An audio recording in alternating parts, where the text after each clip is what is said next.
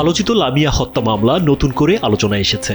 ভুক্তভোগী পরিবারের অভিযোগ, টাকার বিনিময়ে এজাহার থেকে আসামিদের নাম বাদ দেওয়ার চেষ্টা চলছে। এমন গুরুতর অভিযোগ সামনে আসায় ন্যায় বিচার নিয়ে আবারও উদ্বেগ তৈরি হয়েছে স্থানীয়দের মধ্যে। টাকার বিনিময়ে তারা সবকিছু কিনে ফেলায়। শনিবার সকালে সংবাদ সম্মেলনে নিহত লামিয়ার মা হালিমা বেগম এসব অভিযোগ তুলে ধরেন। সংবাদ সম্মেলনে তিনি বলেন, তার মেয়েকে নির্মমভাবে ধর্ষণ ও হত্যা করা হয়েছে, অথচ টাকা দিয়ে আসামিদের বাঁচানোর চেষ্টা চলছে। স্যান্ডেলিনা সো, রূপচর্চায় আভিজাত্য। প্রথমত আমার মেয়ে হয়েছে ধর্ষণ, তারপরে হয়েছে মার্ডার, কিন্তু থানায় কোনো মামলা নেয়নি। আমি কোর্টে মামলা করছি, মামলা করে আমি আসছি। এখন 8 মাস 25 দিন পরে তারা থানায় কোনো চার্জশিট দিতেছে। চার্জশিটে বর্তমান ওসি এখন 10 লাখ টাকা দিয়ে তাদের 3 জনের নাম, 4 জন আমার আসামি, ইজাহারভুক্ত আসামি, 4 জনের বিরুদ্ধে 3 জনের নাম 10 লাখ টাকার বিনিময়ে সে কাটতে দিয়ে এখন বর্তমানে সে 1 জন আসামি রাখছে আর 3 জন আসামির নাম কাটতে দিয়েছে। হালিমা বেগম বলেন, 2025 সালের 30 জুন তার 6ষ্ঠ শ্রেণীতে পড়ুয়া মেয়ে লামিয়াকে একটি ফাঁকা বাড়িতে নিয়ে সংঘবদ্ধ ধর্ষণের পর হত্যা করা হয়। পরে ঘটনাটি আত্মহত্যা হিসেবে আড়াল করতে মরদেহ গাছে ঝুলিয়ে রাখা হয়। আমার সন্তান এরকম করে অত্যাচার করে মার্ডার করা হয়েছে, কিন্তু আমি যেন এইটার ন্যায় বিচার পাই। আমি সবার কাছে ন্যায় বিচার চাই।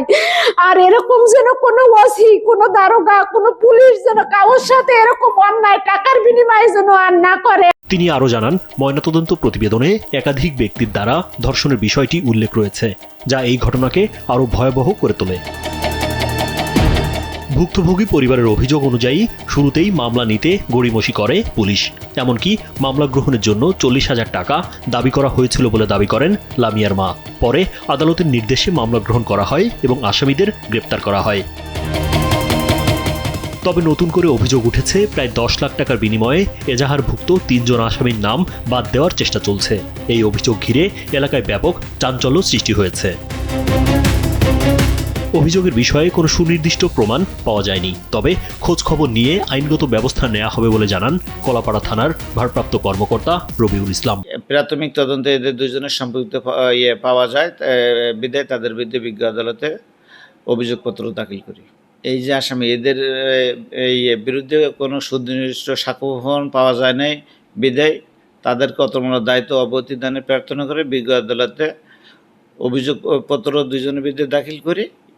এই যে বিষয়টা উঠে আসছে, এই বিষয়টা ঘটনার সত্য না। সংবাদ সম্মেলনে নিহত লামিয়ার মা হালিমা বেগম প্রধানমন্ত্রী সহ পুলিশের ঊর্ধ্বতন কর্তৃপক্ষের জরুরি হস্তক্ষেপ কামনা করেন, যাতে মামলার সুষ্ঠু তদন্ত ও বিচার নিশ্চিত হয়। নিহত লামিয়ার বাড়ি পটুয়াখালীর কলাপাড়া উপজেলার বালিয়াতলী ইউনিয়নের ছোট বালিয়াতলী গ্রামে। রাজীব বিশ্বাস, কালবেলা।